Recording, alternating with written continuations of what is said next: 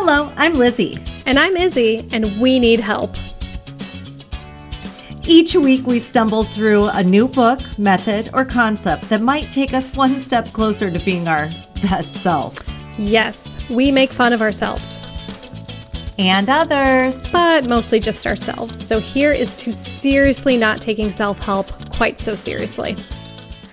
Welcome everybody to the We Need Help podcast. I'm Lizzy. And I'm Izzy, and this week we are super excited to bring you the Gifts of Imperfection by the one, the only, Brene Brown. So the Gifts of the Gifts of Imperfection is about being okay with not being perfect. And she gives you 10 guideposts to cultivate, and then she gives you 10 to let go at the same time. So today we're going to go through each of the 10 guideposts, which include cultivating authenticity, self-compassion, a resilient spirit, gratitude and joy, intuition and trusting faith, creativity, play and rest, calm and stillness, meaningful work, and the most important, laughter, song, and dance, which also means letting go of what people think, perfectionism, numbing, powerlessness, scarcity, fear of the dark, need for certainty, comparison, exhaustion as a status symbol, and productivity is self-worth, anxiety is a lifestyle, self-doubt, and all the supposed to and being cool and always in control. Whew, sounds like a lot, but we're going to break it down for you, so no worries. Each guidepost also comes with a set of dig deep suggestions to help you, which is really, really cool. And she talks about digging deep, which to a lot of you might seem like, okay, when you're really, really tired or at your like wit's end and you just find that extra little bit to like push on, that's what she originally thought it, digging deep. And then she got to this point where she just couldn't do that anymore. So she kind of discovered a new definition of digging deep. She found that men and women who live basically with their whole hearts do dig deep. They just do it in a different way. Not this like pushing until you're done, but when they're exhausted and overwhelmed, they get deliberate in their thoughts and behaviors through prayer, meditation, or simply setting their intentions. I, inspired to make new and different choices. And G, going. They get going. They take action. So that's digging deep. And she presents strategies here too. So we're super excited to do this today. This is one of my favorites. She's one of my favorites. Yeah. So tell us a little bit about Brene Brown. I refer to her as BB. We're that close. She does not know that, however. So Brene Brown, she's a researcher and professor. I think she's got 5 or plus. We'll have to double check that. New York Times bestsellers. So she's a writer. She's a mother. She works. She holds the Huffington Foundation Endowed Chair. She's a visiting professor in management at the University of Texas at Austin McComb School of Business. Blah, blah, blah. She says she's spent the past 2 decades studying courage, vulnerability, shame, and empathy. She's the author of 5 #1 New York Times bestsellers, and she's the host of the weekly Spotify original podcast, Unlocking Us and Dare to Lead. Those are her words. That's how she describes herself. How I describe her is that she's a no-nonsense Texan master soul that will change your life for the better with her words. I first found her when I was invited in 2013 by one of my oldest and dearest friends, Kelly Owens. Shout out. Thank you for being one of my favorite people, Kelly. Love you, Kelly. I don't know you, but I love you. I love you. We used to pass notes in 8th grade. And she's like, she's a sparkler. She invited me to a Facebook book club, and they were reviewing and reading and reviewing Daring Greatly, which Daring Greatly is, I believe, to be one of the must reads of our time. And it changed my life for the better. And it's also where I met several of my other friends, a friend named Holly. And we just kind of went through this collective experience together where we started to just evaluate our shame and talk about it. And we bared our truth to like 30 strangers. None of us had ever met, or very few of us had ever met. And it was one of those times where we kind of went in and quickly learned that we had probably been making some pretty big destructive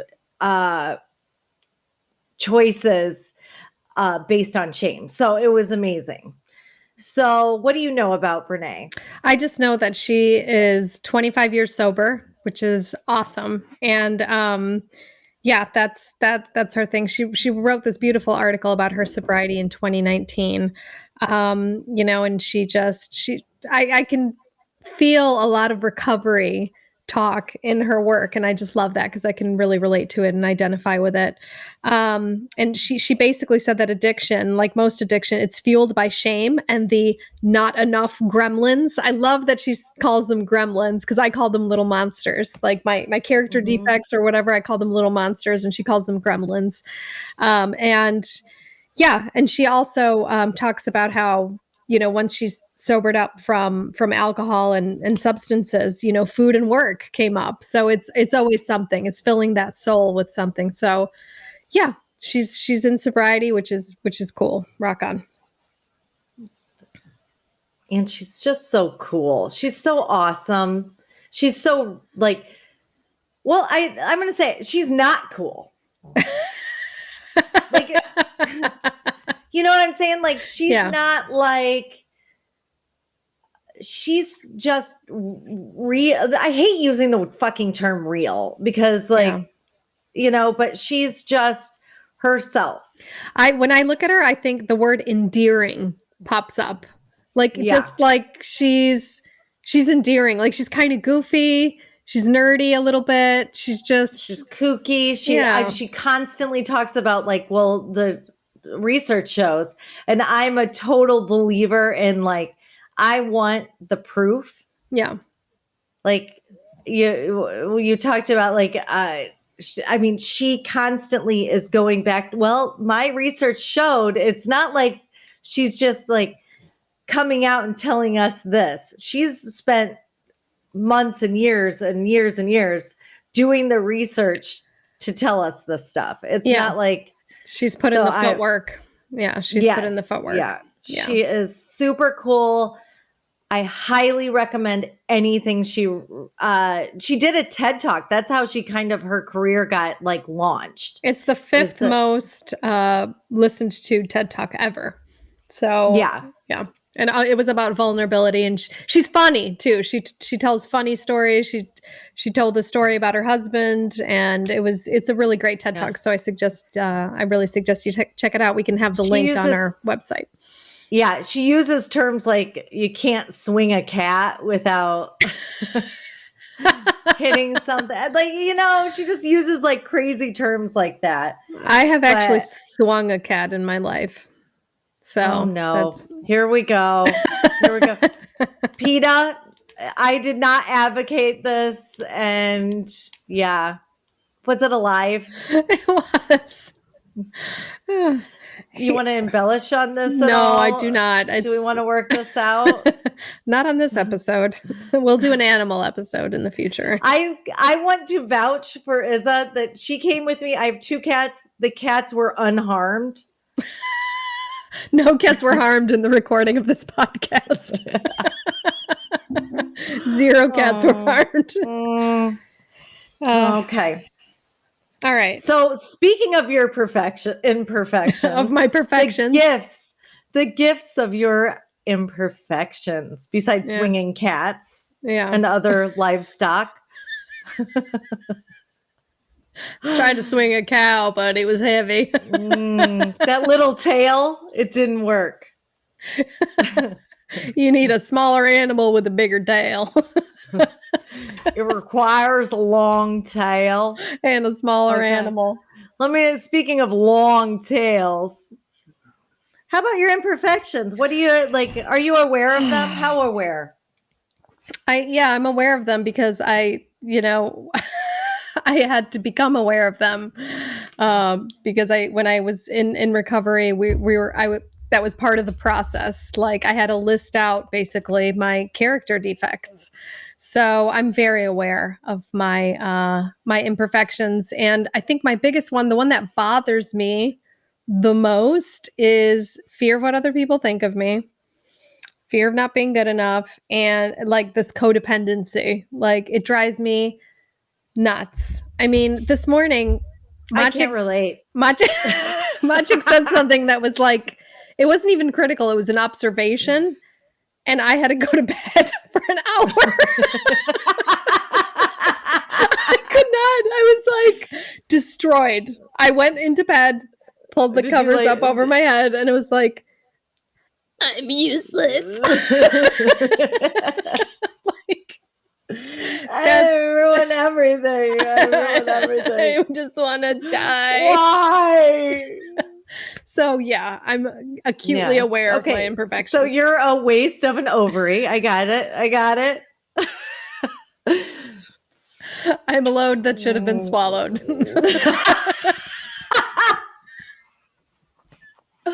Swallow, ladies. It's important. Yeah, because you could have something like this at the end of the day. You could make this fucking destruction come into the world. Okay, everybody listening is now pro-abortion. Just look at Izza. Just look and listen to Izza. Yeah, we'll just the poster child for why you should have an abortion. Okay, even the Catholics are like, all right. You know what? Let's do it. Yeah, the exception proves the rule. How about you? Imperfections. What are yours? The Pope just ordered nothing but like wire hangers into the Vatican.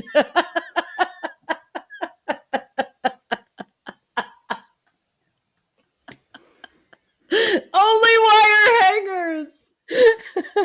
Oh, good Lord. All right. Did we cross the line? No, I think we're good. We're good. Good. So, yeah. How about you? Are you aware of your imperfections? What imperfections? I mean, all this? Are you kidding me? No, I'm acutely aware. Would you say denial would be one of your imperfections? No, I wouldn't, oddly. No, I'm acutely aware of my imperfections, and I put them under a microscope and dissect them day by day by day. God, it's so. I used to deny them and try to pretend I was perfect. And then I had a boss who is now a forever friend. Her name's Heather. And she brought to my attention that I was the most awesome, complete and total fuck up ever. And she made it okay for me to be not imperfect and still be good. Okay. Because, like she was able to coach me and bring up things that I could improve on, and kind of somehow got me to a place where I was actually coachable. And I would like to thank you, Heather, because it's you kind of overcorrected because like I'm constantly looking for ways to improve myself now. Yeah. Where do your imperfections like kind of block you? Do you ever feel like blocked, like you can't move forward with something because No, or where does it so I think that I wanted to obviously I'm going to throw this out there every episode.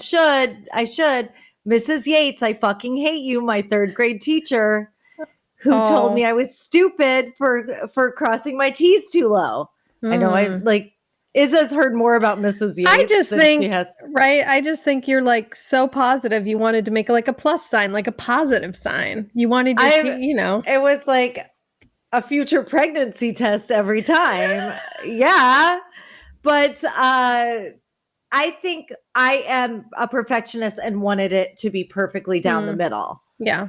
And she was probably just a bitch. That was her imperfection. Yeah. No, I'm sure she just read an article that morning and said it, and she had no idea that she was going to make me think I was more stupid than the rest of the world for the rest of my life. Mm-hmm. Yeah. You know? And so I think that's where I block. Like, I don't think I'm qualified to be where I am. And when I come out of my body and realize that that's my ego and that's my that's my blocking point. Yeah. I know, like I can see that it's absolutely untrue. Yeah. I mean, but yeah, I think that's one place I have a block is where I just don't. Sometimes I don't think I have a place at the table. Yeah. The imposter So, syndrome, something like that. Yeah. yeah, Okay. I yep, get that. yeah, yeah. I think. I mean, now I do. I'm 44 years old, and I'm like, you know what? I actually do think I made it through a lot. Like now I do. But I think that has in the past really, I have to push through it even now. Yeah. You know? How compassionate are you with yourself? Obviously you spent an hour in the bed today, probably. Yeah. I try to be compassionate with myself, but I'm also really hard on myself, but I try. I try. Yeah. It's hard. It's so much easier for me to be compassionate with others. Oh my God. So I'll much give easier. anybody any excuse in the book. Yeah. But with myself, I'm really hard on myself. Me too. And like I get really down when I make a mistake. So yeah, but this book has helped a little bit. I mean, it's a process. It's so like you can't just snap your fingers and suddenly it's like she said, which I loved. Certain things I loved about this book. She kept saying this. She said this with every guidepost. It's a practice. You have to cultivate it. It's a practice. You have to cultivate it. You have to dig, which is deliberate, inspirational, going, action. So it's not just I can think myself better. It's taking deliberate action to be compassionate to yourself. Well, and I think that like this is just me. I'm always stepping outside the box, but I think if you just continuously make mistake after mistake and try to fail and try to fail and try to fail and try to fail, you'll get used to it. Yeah.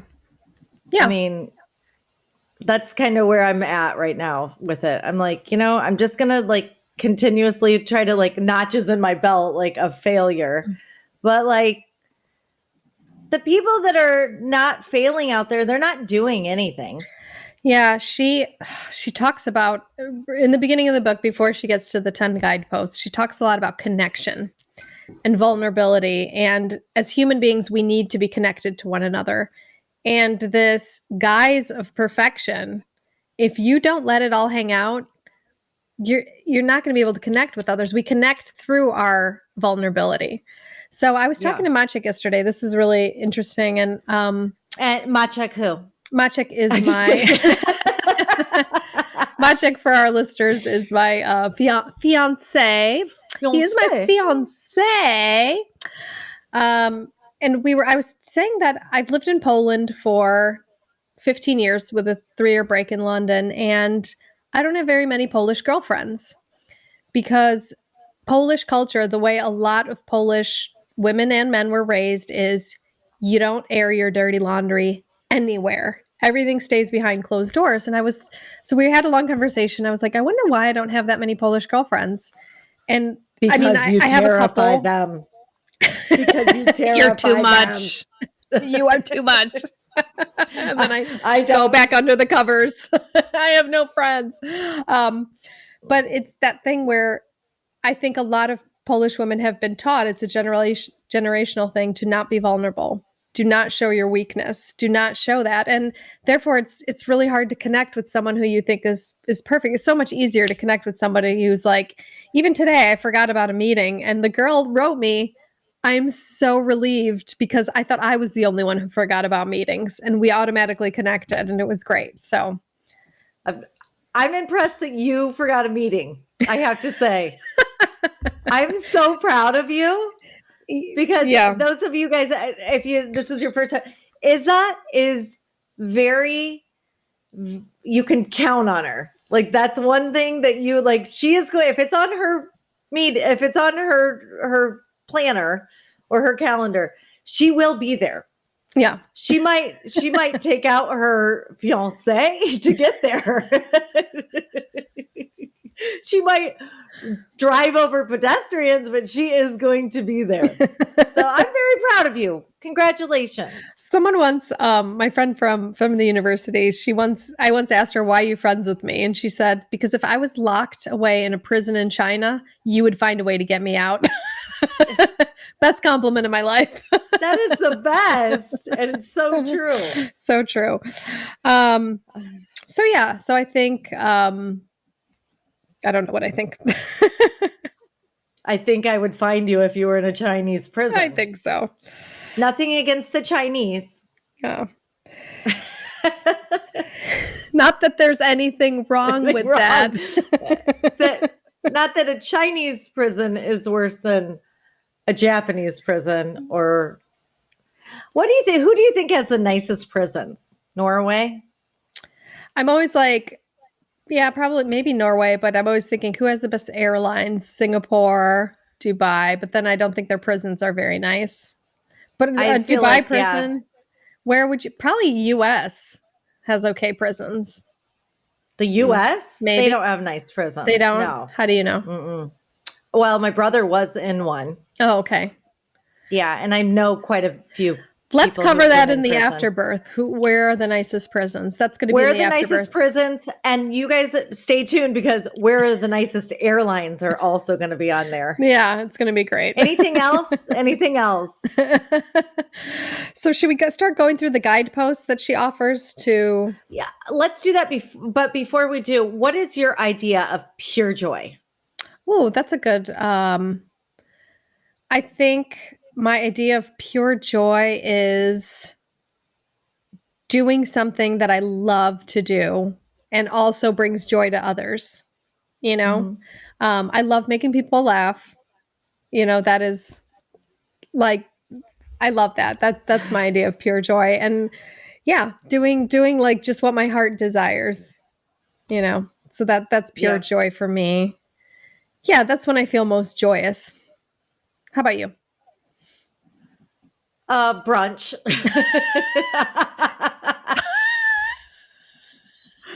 I love that you can have breakfast and lunch together. It's like perfect. Brunch. It's not quite breakfast. It's not quite lunch, and you get a piece of cantaloupe at the end. That was from a movie. That was from a movie that will also be in the afterbirth. Oh, good. So yeah, I also love shrimp. Shrimp. Eating in the morning. Yeah. Ooh. I mean, are you serious? Yeah. Like that's so crazy. No, I think laughing with my friends. Yeah.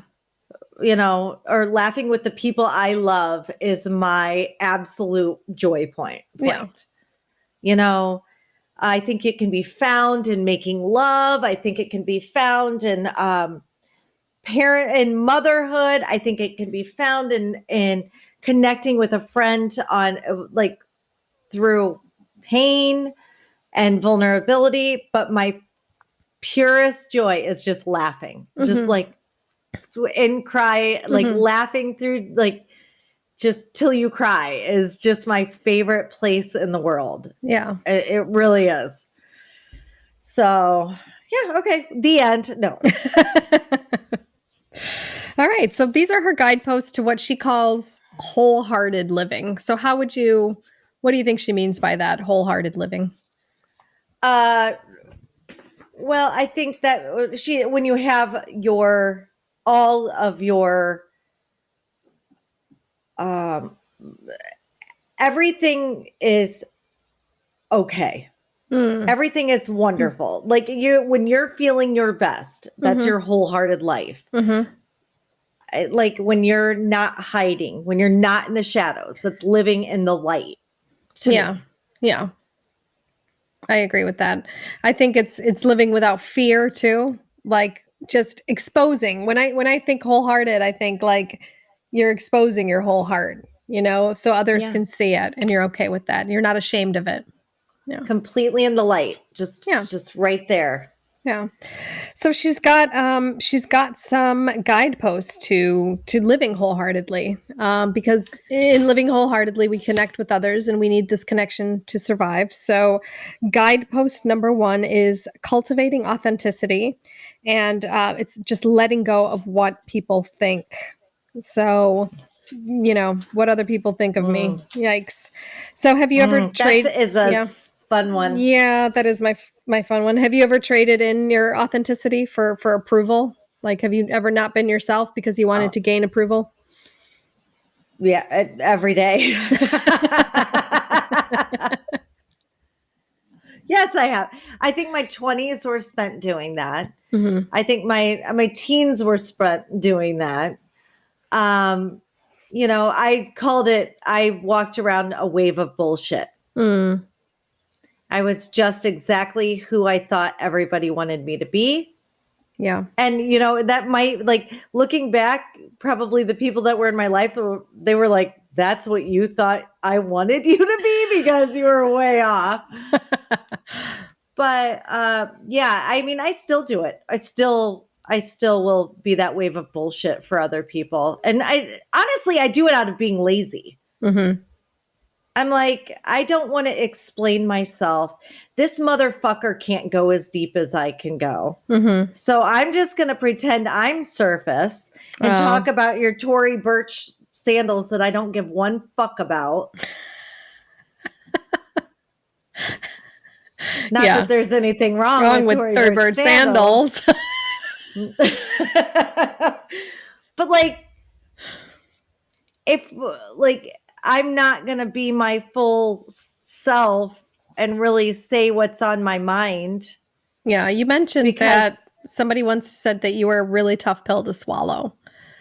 And Mhm. I when I read that, when I read this book, I thought about somebody saying that comment to you because that is sort of a shaming comment, right? You're too much. What does that mean, right? Yeah, you're just too much for some people. And S- I'm thinking, do you blame the pill for being too big Bitter. or do you blame the throat for being too small? Sorry, disappeared for a second. Like, I had to get my coffee.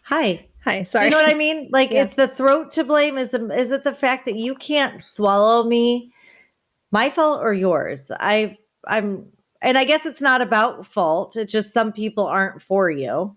Yeah, and my question is why express that? If somebody's not for you, they're not for you. Do you have to express that to them in order for them to feel shame about who they are? It bothered me after reading this. It bothered me that that comment was made. Yeah, and I'm pretty sure that guy was pretty surface. Mhm.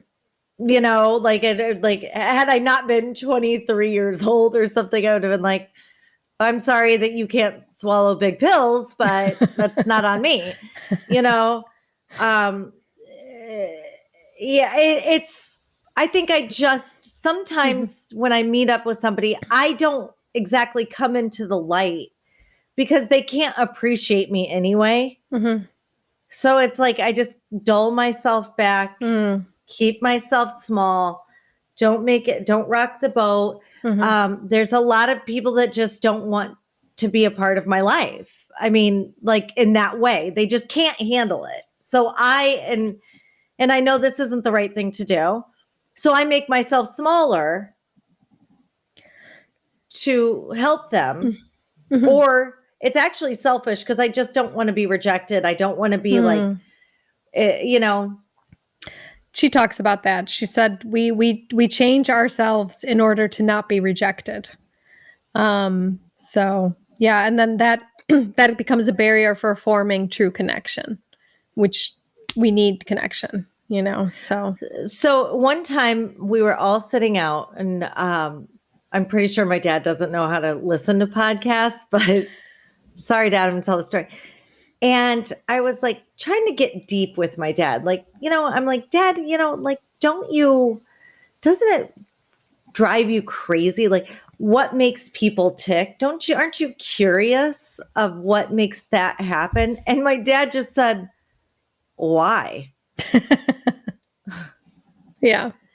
And I just thought, okay, what's wrong with me that I care so much about why people like their story and stuff like that. But some people just don't care. And that's okay. I mean, I think it's Yeah. easy. It's almost easier, you know, It is for like you them. just kind of, yeah. Yeah.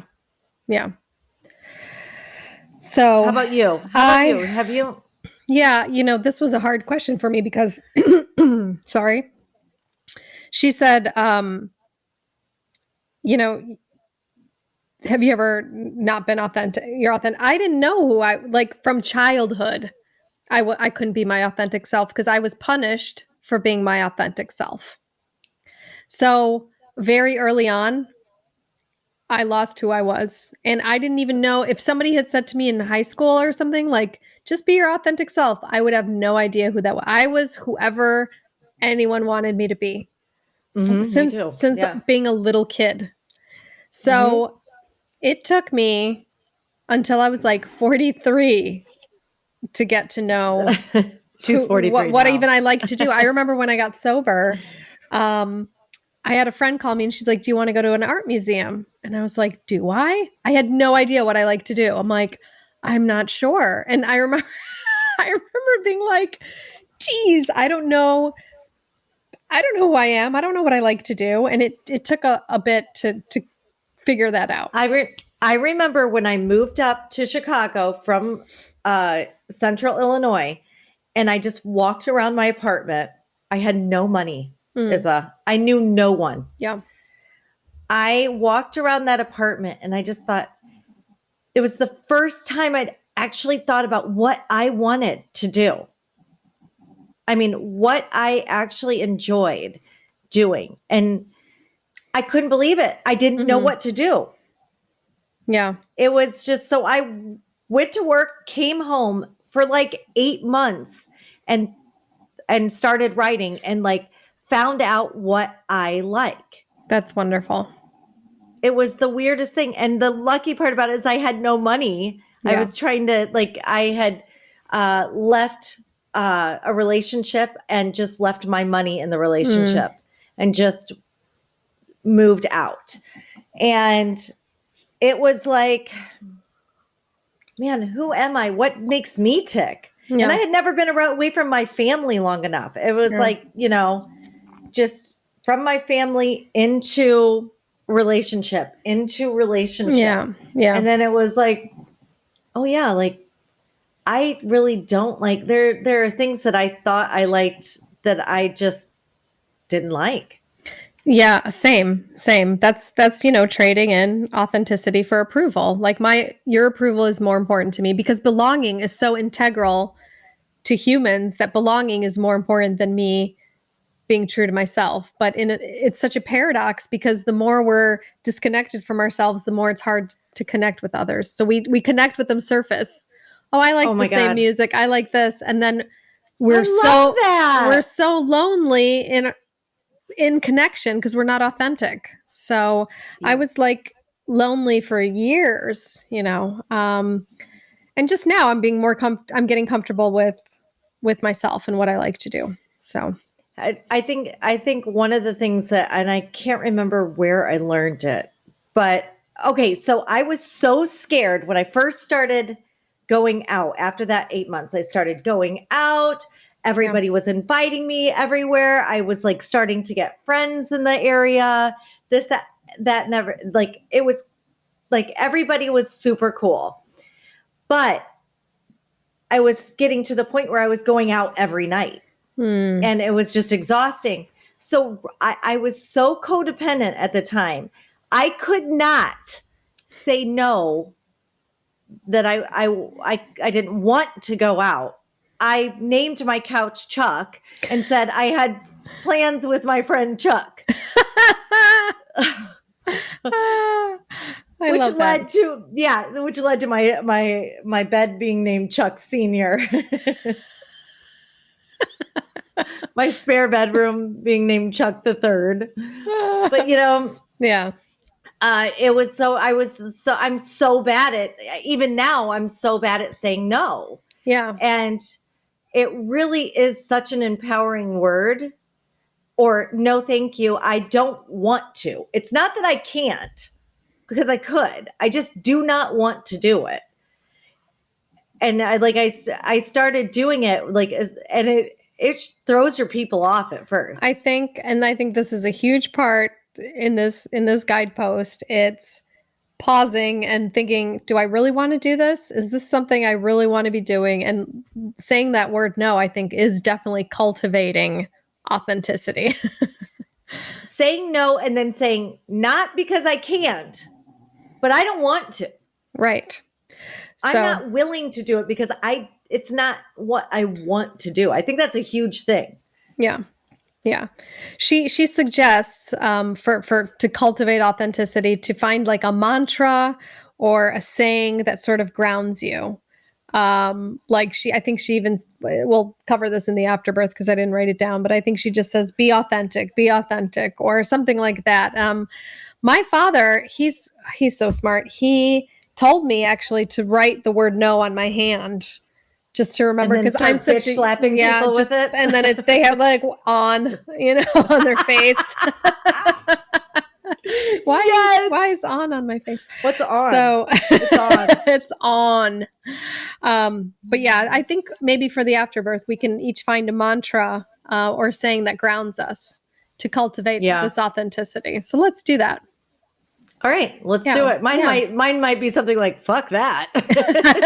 Could be. So for our listeners, maybe you can send us some of your mantras that sort of ground you, propel you into authenticity, because we'd love to hear them. I love it.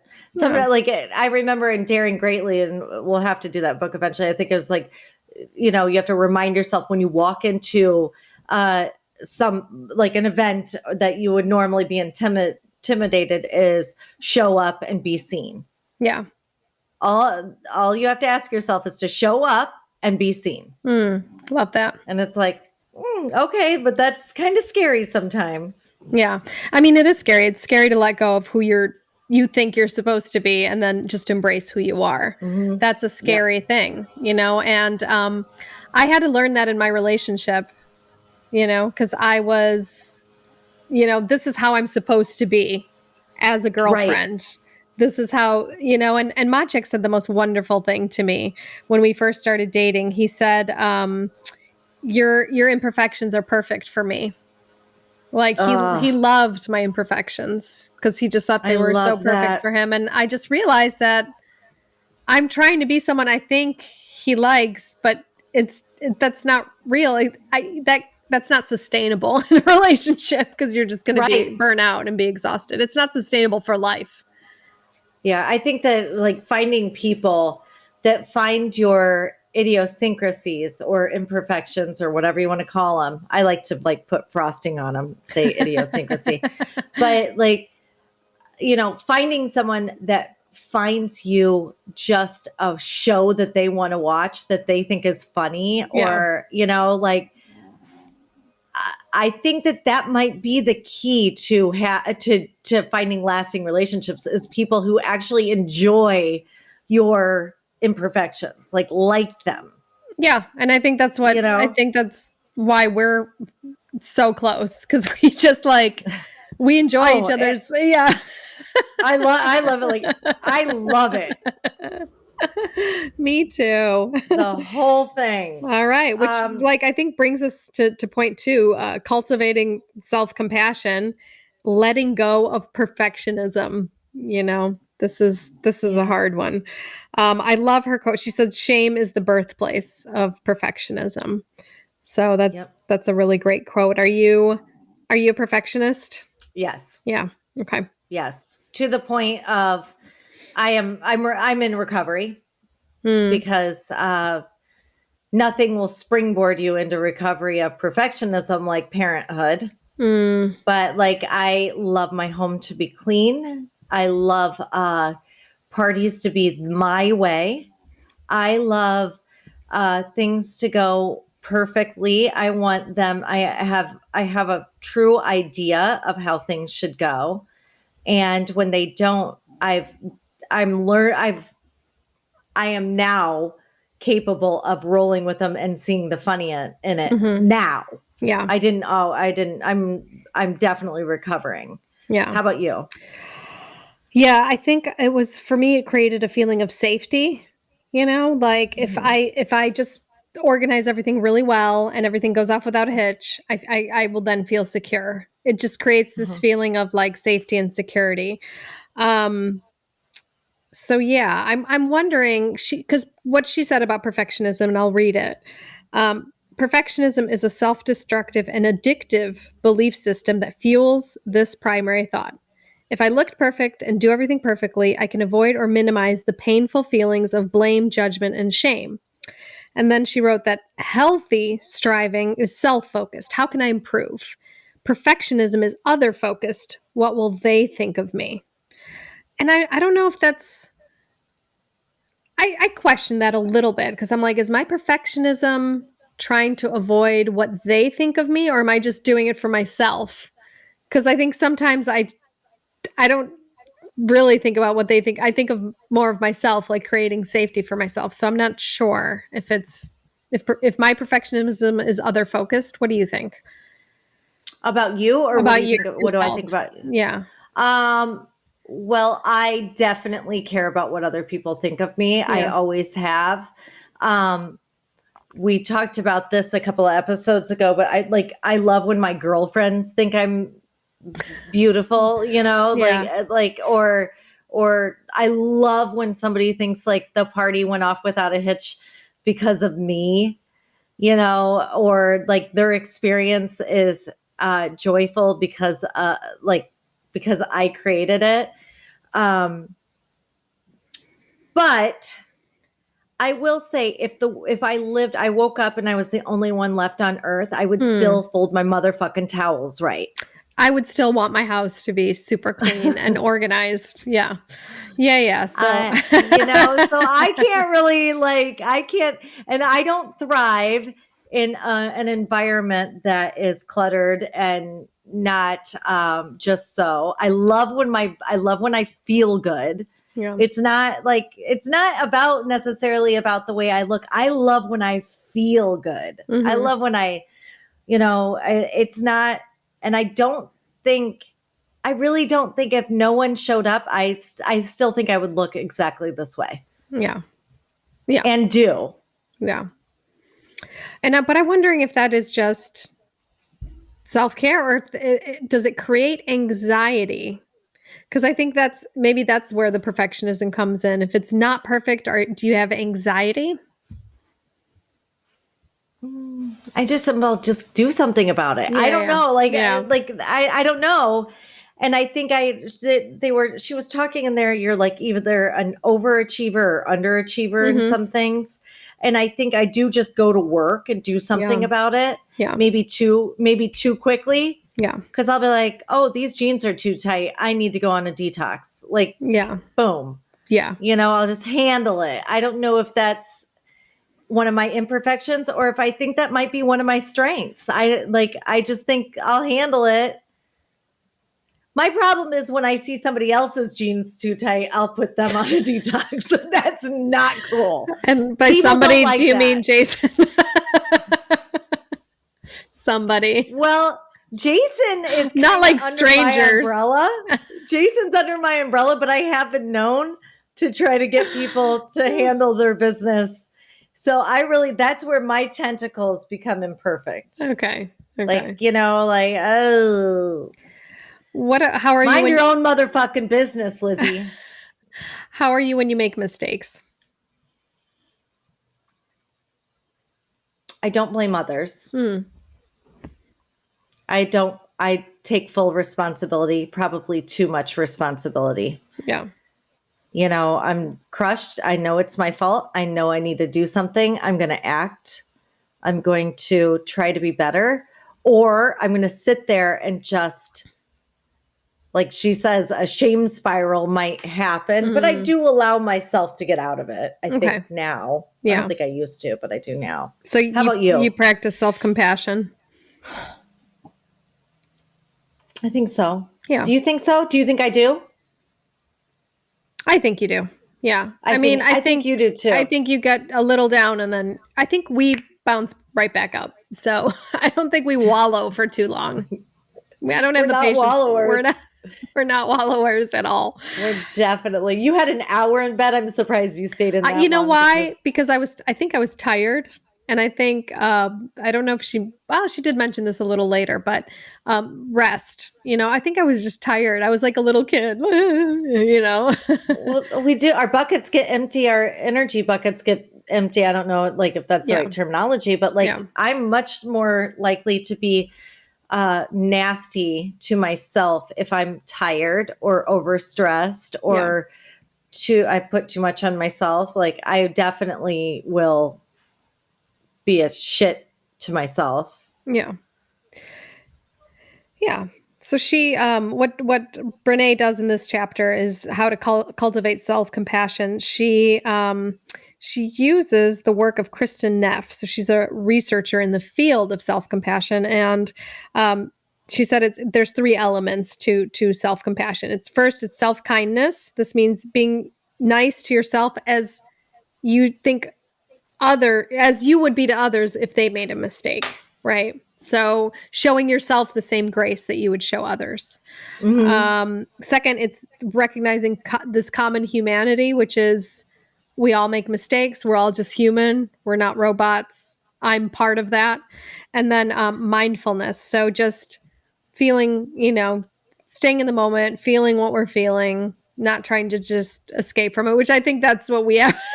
We're like, next, move on. And the last alleged perfect person on earth, they crucified. So No. I think it's kind of overrated anyway. Yeah. Yeah, exactly.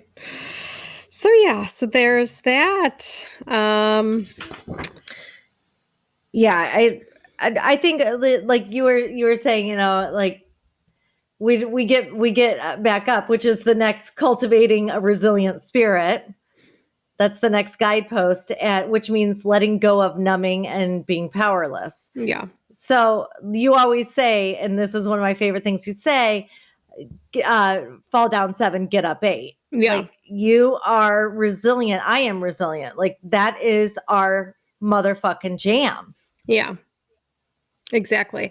And she talks about resilience being, even when bad things happen, sort of seeing a greater purpose in it or, working through. And there's an author, Viktor Frankl, who survived the Holocaust. He said he survived the Holocaust because he created like a purpose for himself.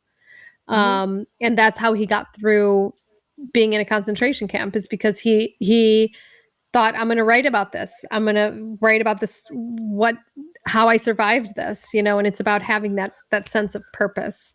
And that sense of, she kind of mentions this saying, oh, everything happens for a reason is kind of banal, but sort of having that attitude, how can I use whatever is happening, well, I think for the greater good. There are people who can see a silver lining and there are people who fucking seek it out at all costs. Yeah. And I think the people who seek it out at all costs are the ones that live a more joyful life. Yeah.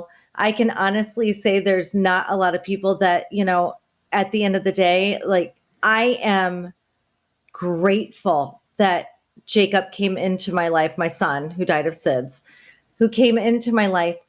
And because he died, every single one of my relationships have been better than they would have been. I never take people for granted. Not ever. And that's a huge feeling. If somebody dies, I don't have regrets because the last time I saw them, I said goodbye like it was the last time I was going to see them. And I think that there are people out there that will see the silver lining no matter, like they have to look for it. They have to see it. And I think that this is what this is. They look for it. Yeah, how did you get through that? I had to. I mean, I had no other choice. Yeah. You know, there for a while, I mean, it was a good decade. I numbed um, and sat in the passenger seat of my life with Valium and alcohol and working too much. Mm, Those were my three vices that I kind of numbed that pain with. And when I ended up moving to Chicago, and I talked about that time, I mean, I laid in bed for 3 days because I couldn't believe I had never dealt with the pain of it. mm, I laid in bed and I just wept and cried and thought, like, felt so sorry for myself and just like mm, was. And I remember my dad, he called me and I wasn't picking up the phone for anybody. I just didn't want to.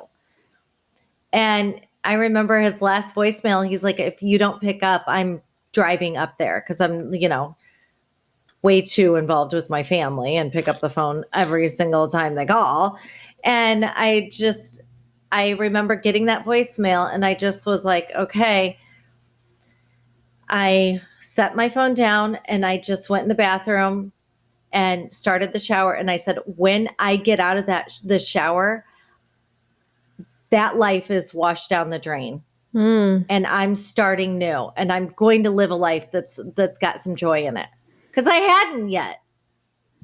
I hadn't lived any since I was like, I think I was 26 when this 25, 26, and he died when I was 18. mm. So I just was like, I mean, I'm not saying it doesn't wash over me still and drown me. So some like missing him comes in waves and sometimes I drown. Mm, But like from that moment on, I decided to live a life that was full of joy. So it was just, sometimes you got to wash the shit down the drain yeah. and quit being a victim of your life and quit being like, if you're going to, if you're going to live it, let's do it.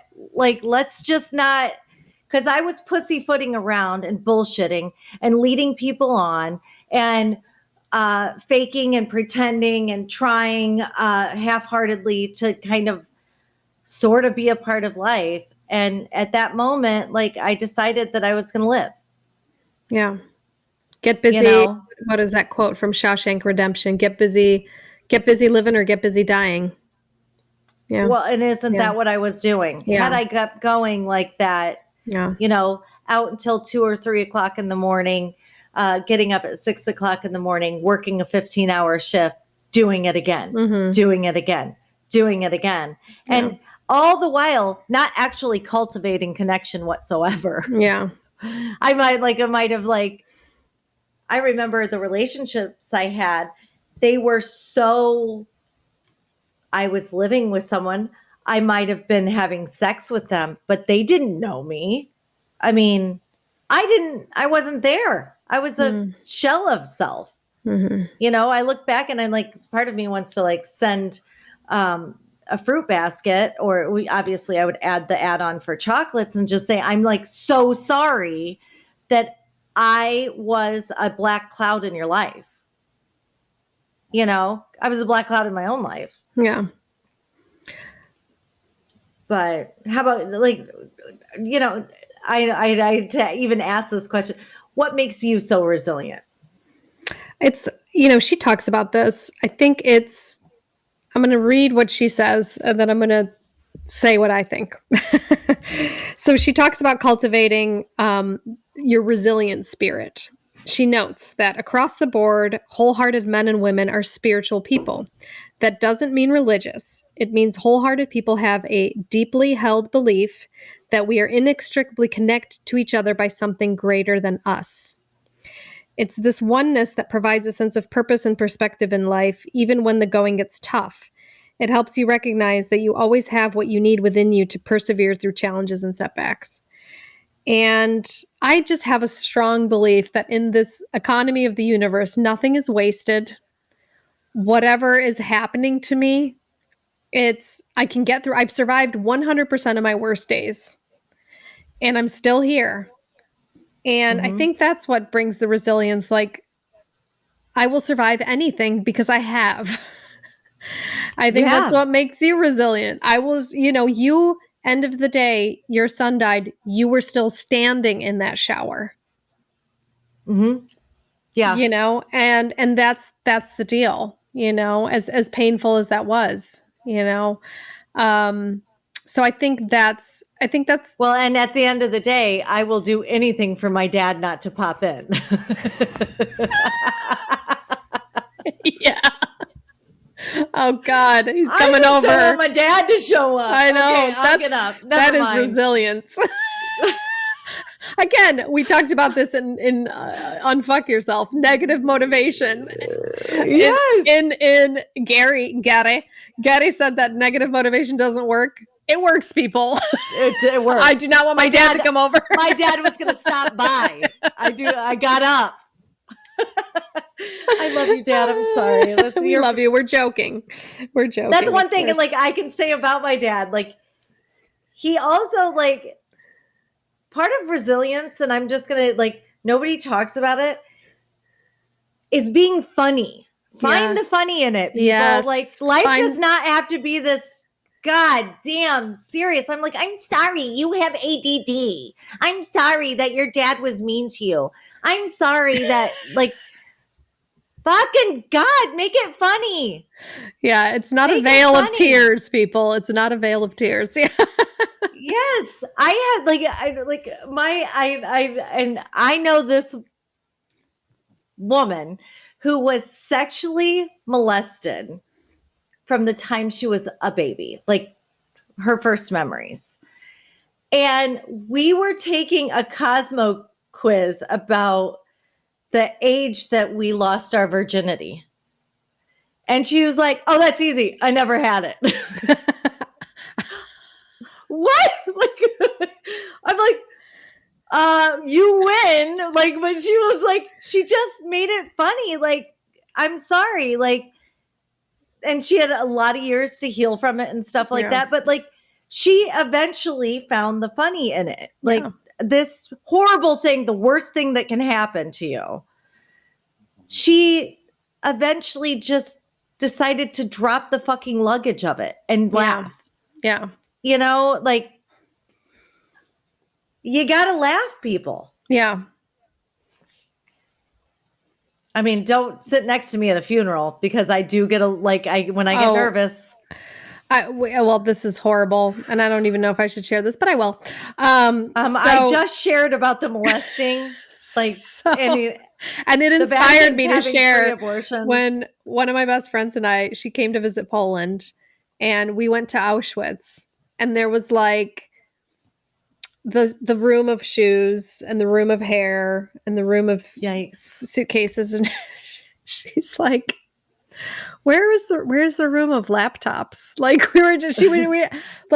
we kept joking in Auschwitz, and because you're uncomfortable, and the tour guide was like giving us the death stare. Like, I thought she was gonna like throw us in a chamber, but because we were just cracking jokes, Well, and I'm going to tell you, I have a lot of Jewish friends. You can't even they won't, and I understand, like, it's not funny, but you can't like even remotely say anything funny about it. And it's like, okay, it's such a pain body. Like, it's a pain body. It's such a pain body, and it should be, and we should remember it. Don't forget. I will never forget laying on the ground of that hospital, that cold floor, when they told me Jacob was dead. But at some point, we gotta get up. We gotta move on. Can't make everything so serious. I mean, the Holocaust, okay, I'm going to just say it. Like, I do feel like that is the one thing that people can't talk about. But like, people have been cruel for thousands of years. Like, people have been in pain for thousands of years. I think if anything, we need a little bit more laughter. Yeah. I agree with that. And I also, there's this, there's this book. Anyway, the guy talks about this mother who lost her son in a drunk driving accident and then later became the founder of Mothers Against Drunk Drivers. Mad, right? Wow. So I think also resilience is finding the purpose in the tragedy. Do you know what I'm saying? Like, Yeah. I also had a friend whose baby died of SIDS.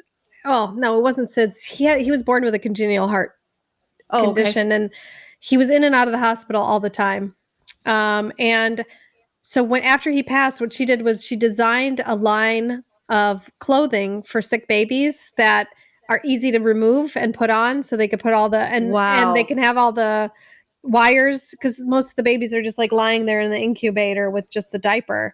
And Right. so she did a line of clothing. She like used her pain to do To something good help for the people. world. Yeah. And Yeah. I know when it's happening, I would of course never be like, why do you use this to, but Why later don't you that just learn to laugh about it? later that's how people I think can get through it is Yeah. when you give your pain, when it starts making sense. And I think that's why in recovery, you want to help other people recover, because it gives sense to all the crap that happened to you, all the Yeah. bad stuff you did. It's like, if I can use all this shit to help another human being, it gives sense to all that crap that I went through. And that helps with the resilience. Well, I have a theory. Yeah. Coming into the world is painful. Like being born Yeah. is fucking terrifying and painful. It's trauma. Yeah. So we all have pain in common. Yeah. It is a natural thing to connect on. It's not like it's the one thing that we're not separated in. Do we have different pain? Yes, but it's pain nonetheless. Yeah. So if we use it as a connection, whether it be doing something great for families that have sick children, Mhm. whether it be, if we,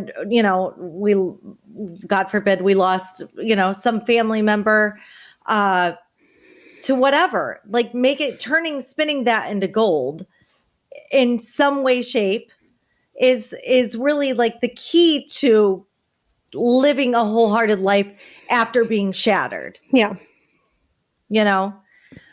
Okay, should we take one of our world famous banter breaks? I think we should.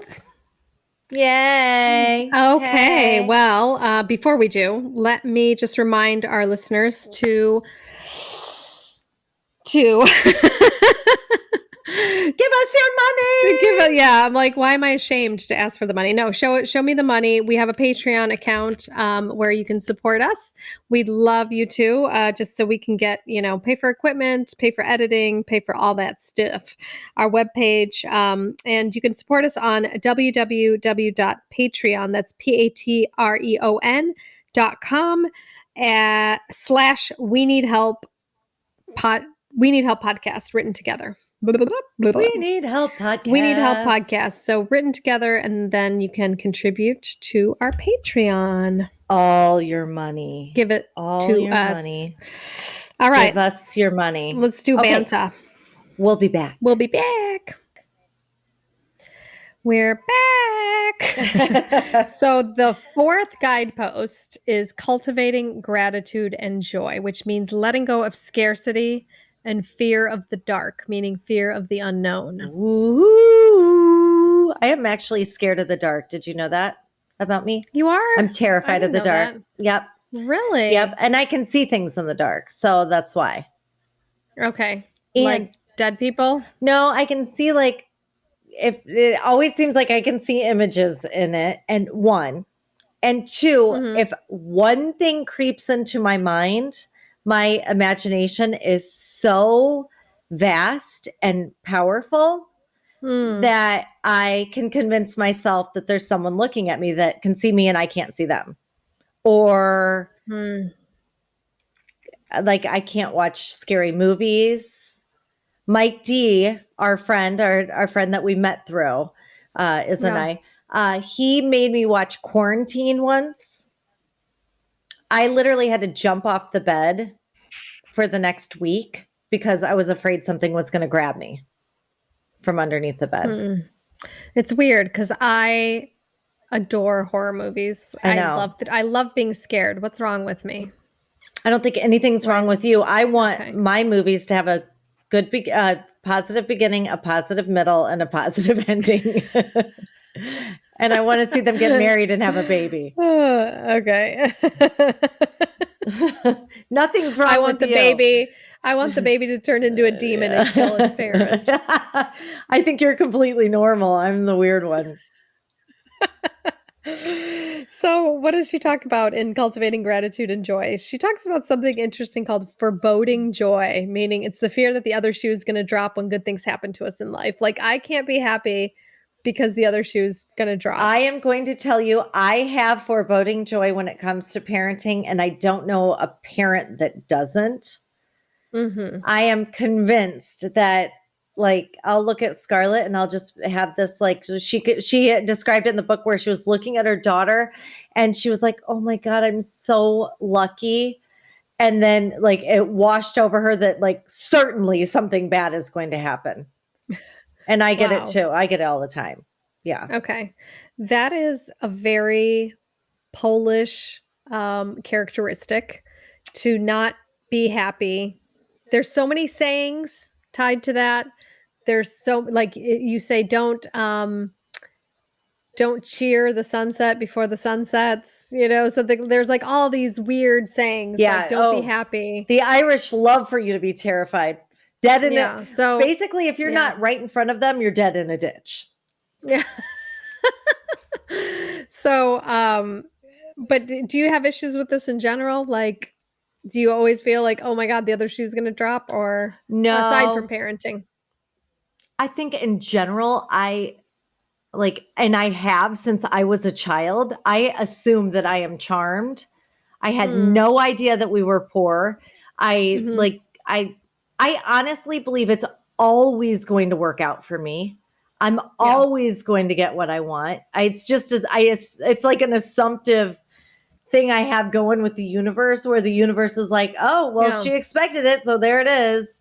Like, I yeah, know I get people take me to events because I get good parking. Like, yeah. it's like I'm the most charmed human being on earth. And I always get what I want. Yeah, So everything else besides parenting, everything. yeah.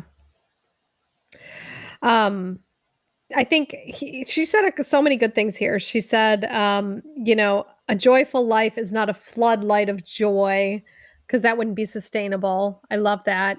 She said, let go of the fact that something has to be extraordinary to bring us joy, like that it has to be huge and extraordinary all the time. So just finding joy in the little things.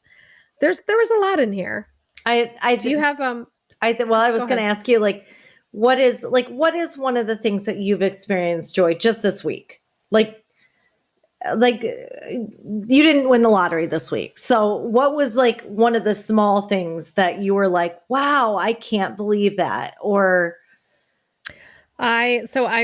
We're building a house in the countryside and in the Polish countryside. And we have several different groups of friends that don't know each other. And they've never met. And I organized a party for Maciek. It was a bonfire, and I invited everybody so everybody could meet. Mhm. And everyone came and had a really nice time. And the strangers met, and I created a community. And it brought me so much joy because I think one of my superpowers is connecting people. I agree. Yeah. And so I did that and it created a lot. I mean, I suppose that was more extraordinary. A simple thing. I made a quiche yesterday and Well, it I turned out mean, fantastic. a quiche is Mushroom like a brie. superpower. It was a great quiche. Did you And saute so yeah. the mushrooms before you put them I in there? sauteed the Key. mushrooms. Yeah. I sauteed the mushrooms and it had, it was with a little bit of this very aromatic brie and it was just a Yeah. very great tasty quiche. So there you go. So do you cultivate gratitude? Do you have a gratitude practice? Yes. Yes. What is it? Well, I had a gratitude journal going before we moved. We just recently sold our house and moved. So we would write down 10 things that we were grateful for no matter what. And so it was always 30 things, Jason 10, me 10, Scar 10. So, but I can actively say, we speak in gratitude terms. I will openly say, oh, I'm grateful that this avocado tastes delicious. Or I think speaking in gratitude is more important than actively saying thank you for something, but just looking for the 10 things throughout the day that you're grateful for and speaking those in those terms. You know what I mean? Yeah. But I used to say, don't change your attitude, change your gratitude. But now I just can't stand it because it's too bumper stickery. But I have noticed everyone unhappy is not grateful. That's true. And she mentions this too. She said that is a common characteristic of people who have joy, that they cultivate gratitude. But Yeah. the people who are not happy are the ones that are looking at what they don't have. They're looking at only the dead people in their life, the only people that died. Yeah.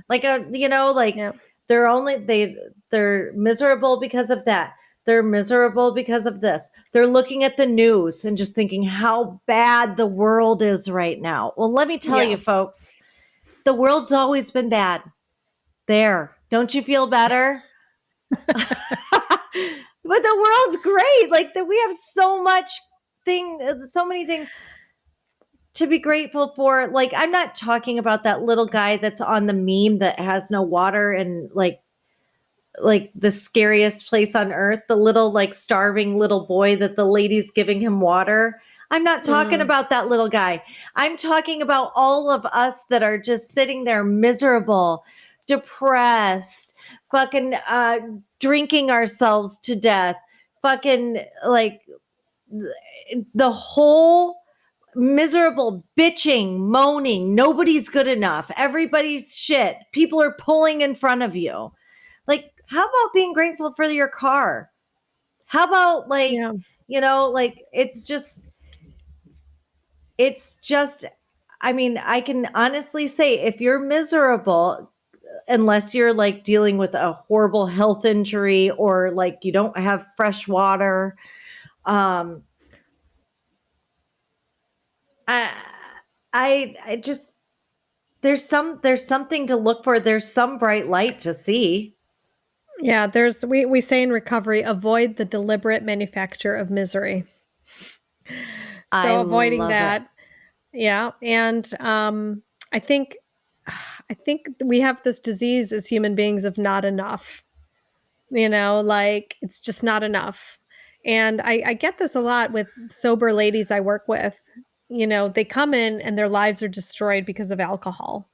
And then they get sober and then they're like, I'm miserable because I don't have a relationship. I'm miserable because I don't have this. I'm miserable because I don't have that. And I'm like, you're alive. Do you realize that 4% of people recover from alcoholism? You have life, Right. but it's Right. oh, but I don't have all the other stuff. I'm like, it's, and there's this wonderful quote, and I don't know who said it, but if Just hit us. if you're not happy with what you got, why on earth would the universe give you more? Oh, I see it all the Why? time. I see it all the time. But people are God, if you're not grateful for what you have, the universe just fucking assumes you can't handle more.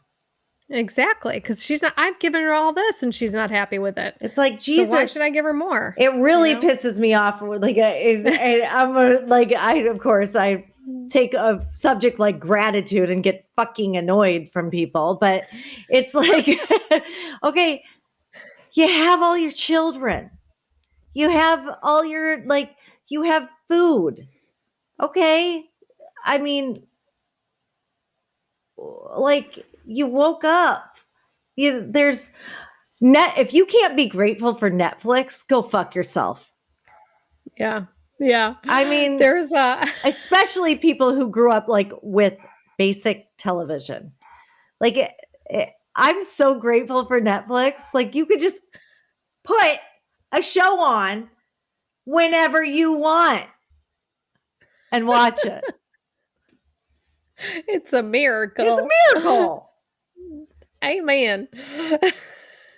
Yeah, that's completely true. And I think people definitely look at what they don't have rather than what they have. And yeah, And the worriers, oh, I'm just so worried about you. I'm worried about that. I'm worried. You know what?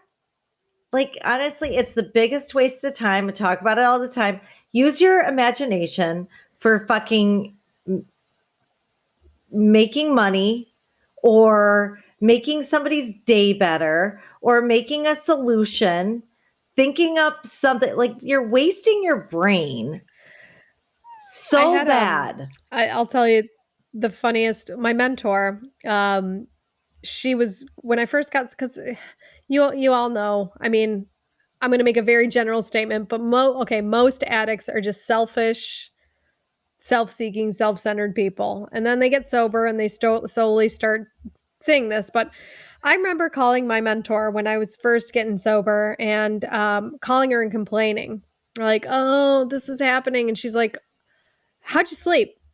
She would interrupt me and say, "How'd you sleep?" And I'm like, "Fine." She's like, "Oh, so you have a bed? Huh, interesting." And I'm like, "Yeah, yeah." And then I would like continue with my rants, and she was like, "Oh, wait a second. What'd you eat for breakfast this morning?" And I'm like, and I would tell her, and she's like, "Oh, you have food in the fridge. Nice. Did you Yeah. take a shower?" I'm like, "Yeah." Running water. Excellent. And she was so sneaky, but it was so good because I realized, like, what the hell am I complaining about? There's people with no running water, no food in the fridge, can't sleep in a bed, you know? So Yes. sneakily, she was cultivating gratitude. It was fantastic. Yeah. Well, and then, like, there's nothing when you don't want when you're bound and determined not to be gracious or to be grateful for someone Yeah. like that to get up on your jock. You're like, okay, I get it. All right. I have things, but Yeah. like, you're so like wanting to be the victim of actual living. I mean, Yeah. my dad said it the other last night. We were talking about someone in his life, and he was like, like, okay, life happens to all of us. It's like there's lows, there's valleys. I'm like, I'm sorry. Like, you're bitching about the valley instead of focusing on the mountain. Like, Yeah. okay, who does that? Like, those beautiful mountains are there. Look at them. Don't look at the fact that life is happening to you, because there's like that it's happening to all of us. And here's a big news flash. All of us are going to die. I mean, we are Yeah. all going to die. Every single one of us. And that's all you need to know. Get living, you Get know? busy living or get busy dying. Ooh, Shawshank. Shawshank. So, Uh, yeah, I cultivate gratitude. I used to write a gratitude list. It was sort of part of my recovery practice, but now I read this wonderful book. I think it's called The Magic. It was the same lady that wrote The Secret, oh, and I have that one. It's good. it's an entire book about gratitude. So every day you have a different gratitude practice, and they're fantastic. Like, you have a topic, like today's topic is money. So every time you spend money, receive money, anything you get for free, just express gratitude for it. Right. Whatever. So she has daily practices, and she also recommends, this is so silly, but having like a stone or some kind of symbol that you can hold in your hand Mm-hmm. and have it be like your gratitude rock. Yep. And in the evenings, I will sit and hold that and think of the one thing I'm most grateful for. And what this does is I go through the whole list. Mm-hmm. I go through You're the like, whole list, and then I no, think of, not my check. yeah, No, not my house. No, yeah, not cookie. No. Yeah, I know. It's yeah. so good. And then I said, and I'm like, okay, that's what I'm most grateful for. Thank you. And I thank the universe, and I put and it's just nice because I carry it around with me, and it's like a tangible thing that I can hold on to and just remember all the good things that happened. And I also have a gratitude journal where if something really great happens, I write it down. This is my gratitude rock. Your iPhone. To our listeners, Lizzy is currently holding her iPhone. All right. Well, let's move on to our last. What's number 5? Okay, so for those of you that don't know, which is all of you, we're doing this book in 2 parts. So we're going to do this. Last one is our the 5th one, and our last one for this part, and then our second part will be the 6 through 10. Yeah. Okay. Good. Thank you for clarifying. We got number 5, guidepost number 5, which is cultivating intuition and trusting faith, letting go of the need for certainty. So cultivating intuition and trusting faith. This is like gut feelings, cultivating that gut feeling, trusting it, because very often you feel something in your gut and you have a fear of what other people think of you, so you go against your intuition. I've done that many times, and I'm like, I should have gone with my gut, but it's that fear. Fear kind of propels you in a different direction. Okay, so I think a long time ago, anybody who had a gut was called a witch. Who really was connected to their gut. And it was like, if you didn't have faith in God, then you were kind of going against religion. So, I think we all are born with a gut. And and I think like our family calls my mom and sister and or sisters and I all witches, because we were trained and are allowed to, and it was cultivated in our house to listen to our gut. Yeah. A lot of households were not like that. Like, I call it a superpower, but I know where I do not belong. Yeah. Because of that gut. Like, I think it's gotten me out of a lot of pretty gnarly situations. Because I'll be I agree. I remember one time, it was 2 of my friends. We were just hammered in St. John at this little place. Can't remember the name of it, but my friend says, "Hey, I'll see you guys in a little bit. I'm going up to this guy's house." And I was like, no, you're not going alone. So I went and got my other friend. I said, hey, we called her Jack. That's not her name. But I said, Jack thinks she's leaving with these guys. We need to either go with her or keep her here. Well, she was not taking no for an answer. So she was going. So we decided to go with her. We get up there, and all of a sudden there were 2 other guys there. So 3 guys, 3 girls. And they started like breaking out Coke and stuff like that. Like, we had not indicated that we were like, although I will say everyone always offers me Coke. I don't know. Do they want to see your head explode or something? I don't know. I can't why. imagine you. I think they think I'm just naturally on it, but I'm not. But yeah. So it just felt so uncomfortable. Like, all of a sudden it was just too much. Like, they were standing too close. I'm like, we're out. Like, we're out of there so hard. And I still to this day know for a fact that something bad was going to happen. I just know it. Yeah. Like, we got the hell out of there. That had gang rape written all over it. It had rape. And, but yeah, it felt bad, and I knew it. Yeah. Yeah. That's good.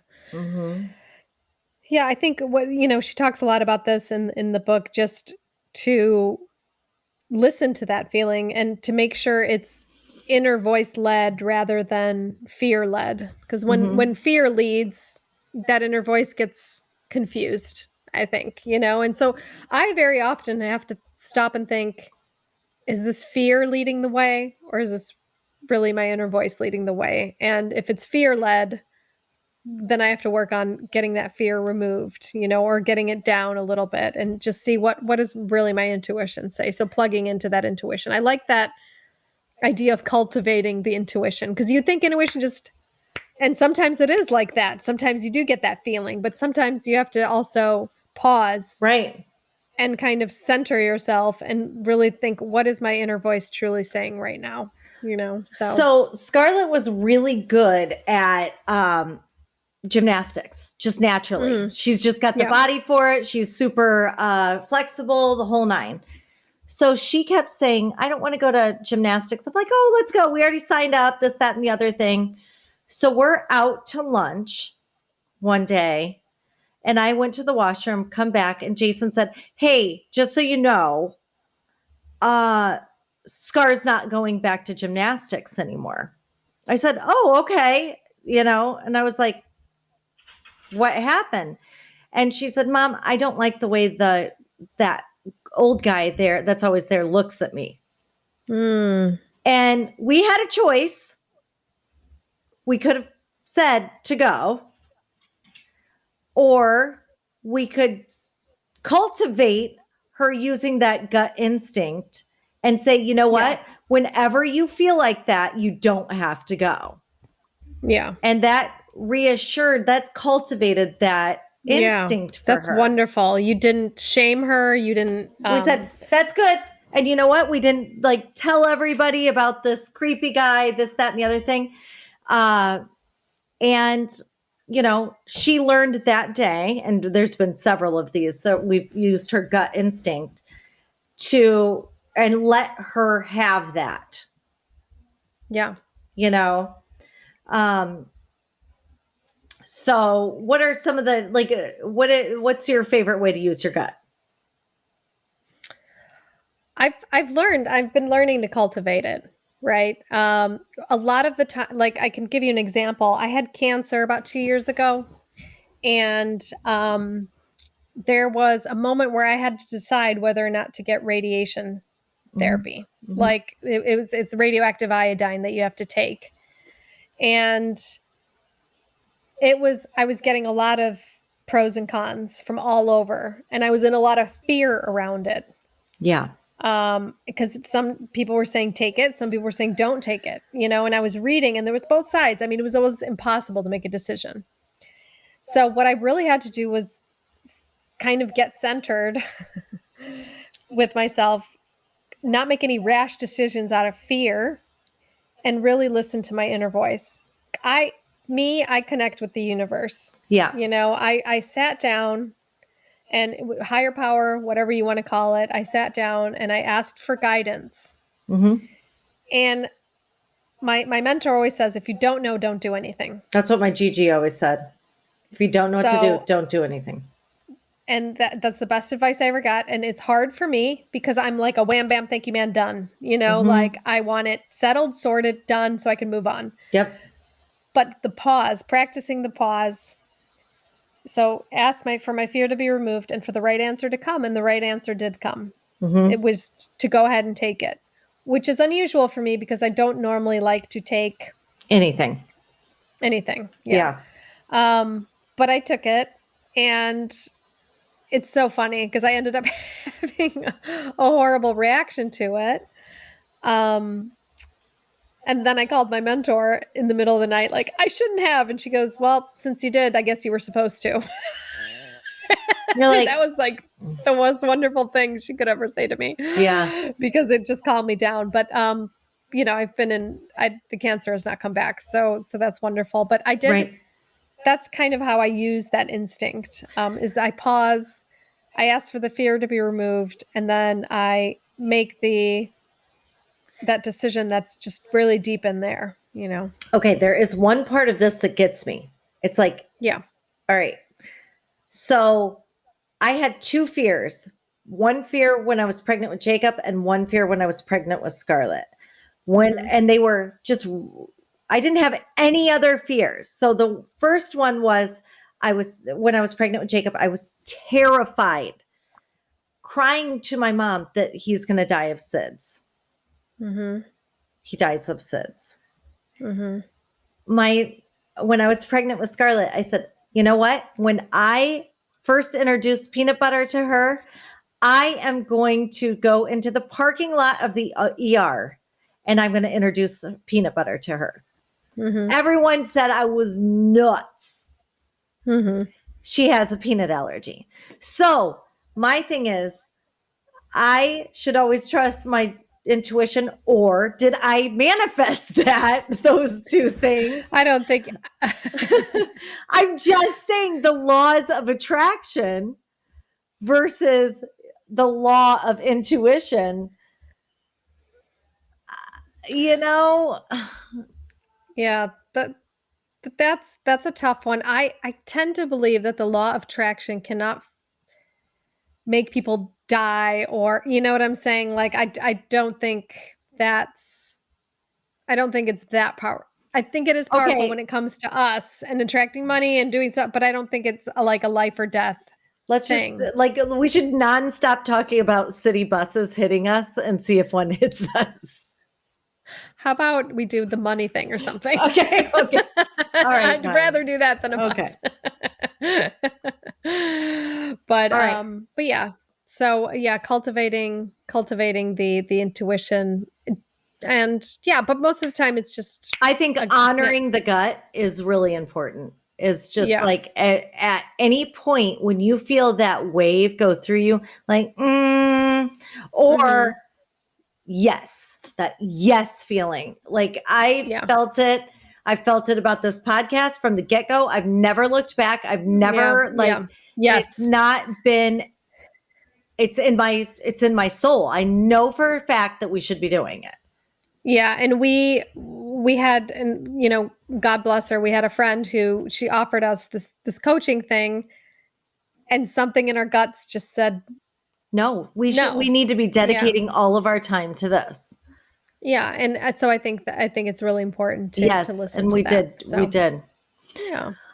All right, Okay. dear. Well, part 2 coming Coming up, right you know. up. Yeah, so thanks to our listeners. Again, if you like what we're doing, want us to get better, please do support us on Patreon. It's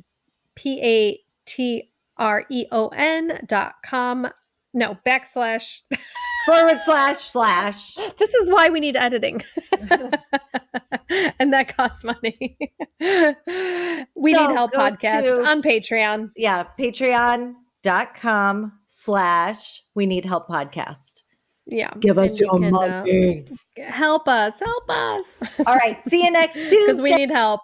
See you next Tuesday. Thank you so much for spending your time with us. Rate and follow us if you like us. If you don't, please don't. And come visit us at www.theweneedhelppodcast.com.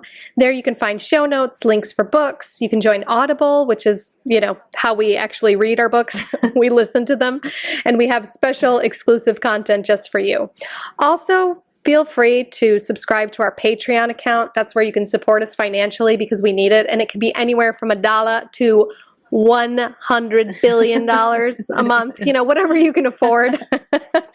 And the link to our Patreon account is www.patreon, and that's spelled patreon.com/we need help podcast. And you can support us on there. We would really appreciate it because we do need help. Awesome. And we will see you next Tuesday. See you next Tuesday. Thanks, Bye. loves. Bye.